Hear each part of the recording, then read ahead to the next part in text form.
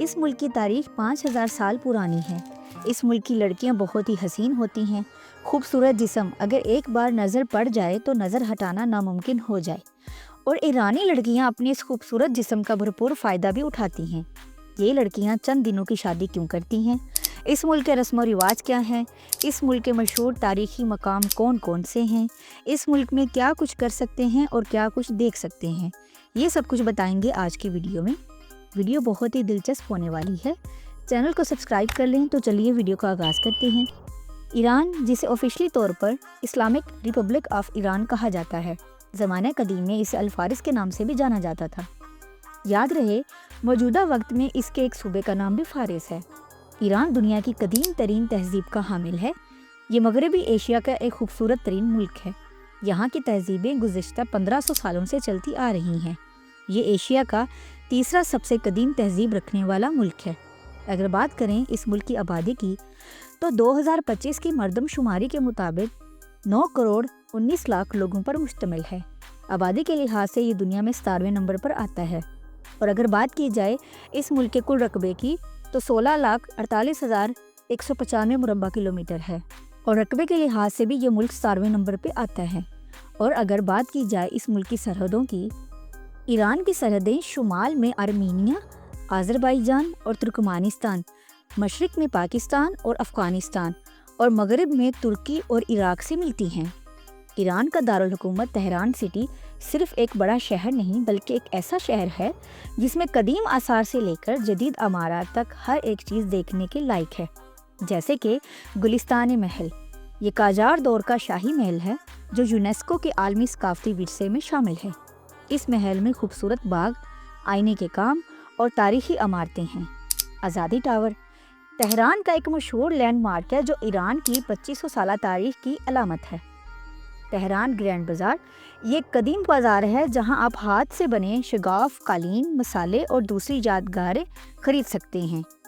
امام رضا کا مزار یہ شیعہ اسلام کا ایک مقدس مقام ہے اور ایران میں سب سے زیادہ زیارت کرنے والی جگہوں میں سے ایک ہے۔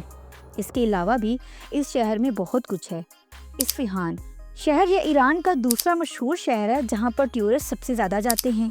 اس شہر میں آپ کو قدیم اور تاریخی عمارات دیکھنے کو ملیں گی۔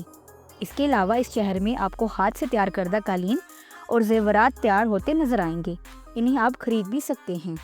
ایران میں شادیاں انتہائی دھوم دھام سے کی جاتی ہیں، جن میں ایرانی اپنے پرانے رسم و رواج کے مطابق شادی کرنا پسند کرتے ہیں۔ شادیوں میں ایرانی عورتیں گولڈ یعنی سونا پہننا بہت زیادہ پسند کرتی ہیں۔ شادیاں زیادہ تر میرج ہال میں کی جاتی ہیں جہاں نئے جوڑے سمیت تمام رشتہ دار خوب انجوائے کرتے ہیں۔ ایرانی رقص ہوتا ہے، بہترین اور لذیذ کھانوں کا اہتمام ہوتا ہے۔ کھانوں میں مٹن اور بیف کی ڈشز کا اہتمام ہوتا ہے۔ شادی میں تمام رشتہ دار نئے جوڑے کو تحفے تحائف دیتے ہیں، اور اس ملک کی عورتیں بہت ہی زیادہ خوبصورت ہوتی ہیں۔ لمبا قد، چوڑا اور بھرا بھرا جسم، ایک بار اگر ان حسینوں پر نظر پڑ جائے تو نظر کو ہٹانا ناممکن ہو جاتا ہے، اور یہ عورتیں اس بات کا بہت زیادہ فائدہ اٹھاتی ہیں۔ خوبصورت لڑکیاں غیر ملکی امیر لوگوں کو پھنسا کر عارضی شادیاں بھی کرتی ہیں۔ حق مہر میں کچھ نہ کچھ خاص لکھوا لیتی ہیں۔ شادی کے چند دنوں بعد یا چند ماہ بعد خود سے ہی مسئلہ کھڑا کر کے زبردستی طلاق لے لیتی ہیں، جس کی وجہ سے حق مہر میں لکھا گیا تمام سامان اور جگہ لڑکی کی ملکیت بن جاتا ہے۔ اس طرح ایران کی خوبصورت لڑکیاں غیر ملکی امیر لوگوں کو پھنساتی ہیں اور ان کو اچھا خاصا لوٹتی ہیں۔ ناظرین، ایران میں بہت سی پاکستانی فیملیز بھی سیٹل ہیں جنہوں نے اپنا اچھا خاصا بزنس وہاں سیٹل کیا ہوا ہے، اور بہت سے پاکستانی مردوں نے ایرانی عورتوں کے ساتھ شادی کی ہوئی ہے۔ آپ کو بتاتی چلوں کہ ایران کے لوگ انتہائی خوش مزاج اور اچھے اخلاق کے مالک ہیں، غیر ملکی سیاحوں سے بہت اچھا برتاؤ کرتے ہیں۔ ایران کا جھنڈا 3 رنگوں پر مشتمل ہے، سبز، سفید اور لال پرچم کے درمیان میں اللہ لکھا گیا ہے۔ اس پرچم کو 29 جولائی 1980 کو بنایا گیا۔ ایران کا ایک خوبصورت اور انتہائی قدیم گاؤں جس کا نام کندوان ہے انتہائی مشہور ہے۔ یہ گاؤں دراصل ایک آتش فشاں ہوا کرتا تھا۔ یہاں گھر شہد کی مکھی کے چھتوں کی مانند ہے۔ یہ قدرتی فن تعمیر کی بہترین مثال ہے۔ غیر ملکی سیاح اسے دیکھنے ضرور آتے ہیں۔ اس ملک میں کلبز بھی موجود ہیں جہاں نوجوان لڑکے اور لڑکیاں شیشہ پیتے ہیں۔